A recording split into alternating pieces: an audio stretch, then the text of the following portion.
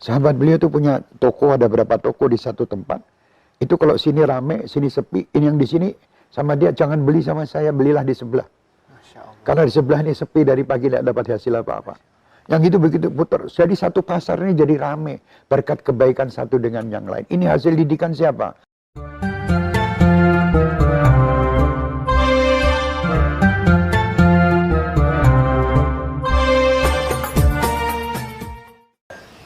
Assalamualaikum warahmatullahi wabarakatuh. Waalaikumsalam warahmatullahi wabarakatuh. Habib, masih seputar tentang Rasulullah Allahumma shalli wa SAW. sallim alaihi.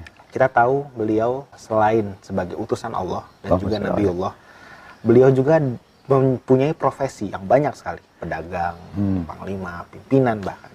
Nah, dari kisah hidup beliau, apa hal yang bisa kita pelajari tentang bagaimana hal tersebut bisa berjalan seimbang? Jadi seakan-akan tidak ada, oh beliau hanya misalnya menjadi nabi saja. Tapi ternyata beliau juga sukses sebagai pedagang, sebagai orang tua, sebagai ini bagaimana Habib kita belajar? Beliau sebagai nabi, sebagai rasul, tugas nabi dan rasul itu pun juga berdagang. Oke. Juga berdagang, mengurus istri, ngurus anak, ngurus macam-macam. Bahkan beliau menjahit sandalnya sendiri. Menyapu di rumahnya, ini luar biasa ini Nabi ini. Makanya ini contoh pemimpin yang luar biasa. Contoh pemimpin yang luar biasa. Dan beliau itu, apa yang dilakukan Rasulullah itu sebagai uswah.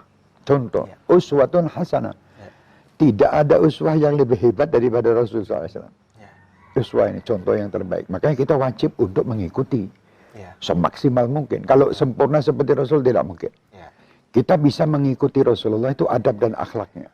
Tapi kalau bentuk tubuh dan itu tidak mungkin sudah. Jadi Rasulullah SAW bagaimana beliau ini selalu mendidik sahabat-sahabatnya. Salah satu perdagangan Rasulullah yang sangat indah, kita sering mendengar sudah cerita itu. Bagaimana Rasulullah waktu berdagang ke Syam. Perjalanan perdagangan membawa hasil dagangan Siti Khadijah radhiyallahu anha. Dibawanya ke sana, sampai di sana singkat ceritanya beliau laparkan ini dagangan kepada masyarakat di situ, ditanya harga berapa, harga dari sana. Dari pemiliknya sekian, silahkan Anda mau bayar berapa.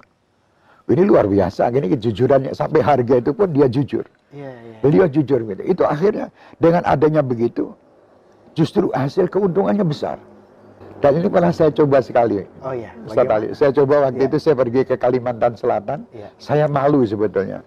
Karena saya malu, takutnya saya berdakwah kok dagang. Takutnya orang-orang itu beli karena terpaksa saya ini seorang Habib. Bawa dagangan terus dibeli gitu. Saya tidak mau itu. Tapi dipaksa oleh orang untuk saya bawa. Setelah saya bawa ke sana, dagangan itu ada saya taruh di kota. Teman saya mengatakan dulu, Habib saya bawa dagangan. Pada naik orang itu, saya kebetulan di atas. Pada naik ke atas, waktu itu Habib bawa dagangan. Saya bilang bahwa itu ada di kamar. Harga berapa? Itu ada notanya. Saya tidak malu lah, masih malu. Bukan saya mengikuti Nabi Muhammad karena saya malu. Tapi subhanallah saya teringat, oh Rasulullah pernah begitu dulu. Berapa Habib? Ya sudah bayar, uangnya ditaruh mana? Taruh kota adalah sana, taruh kota. Akhirnya dibeli sama mereka uang taruh kota. Saya hitung itu, saya dapatnya lebih-lebih daripada keinginan saya jual. Misalnya saya akan jual itu 100.000, orang ada yang bayar mungkin 200.000. Ada yang bayar mungkin 300.000, ada yang mungkin tidak bayar. Tapi subhanallah setelah kita kumpulkan semua ternyata luar biasa hasilnya. Itu salah satu cara dagang Rasulullah. Waktu kembali kepada Siti Khadijah heran, ini kok bisa seperti ini hasilnya. Diceritakan Maisarah yang waktu itu mengikuti Rasul SAW, bahwa ini orang tidak pernah menaruh harga berapa, tidak, cuma ini harga dari sana silakan memberi keuntungan berapa. Dan itu diterapkan oleh sahabat-sahabat beliau. Sahabat beliau itu punya toko, ada berapa toko di satu tempat. Itu kalau sini rame, sini sepi, ini yang di sini sama dia jangan beli sama saya, belilah di sebelah. Karena di sebelah ini sepi, dari pagi tidak dapat hasil apa-apa. Yang itu begitu putar. Jadi satu pasar ini jadi rame berkat kebaikan satu dengan yang lain. Ini hasil didikan siapa? Rasul Muhammad SAW. Itu Rasulullah. Bagaimana beliau mengembala kambingnya, terus unta pun kalau mengeluh datang ke Rasulullah. Di dalam qasidah itu kan ada Al-Ba'ir yashkul majah. Al-Ba'ir ini unta ini. Dia mengeluh sama Rasulullah tentang kelaparannya.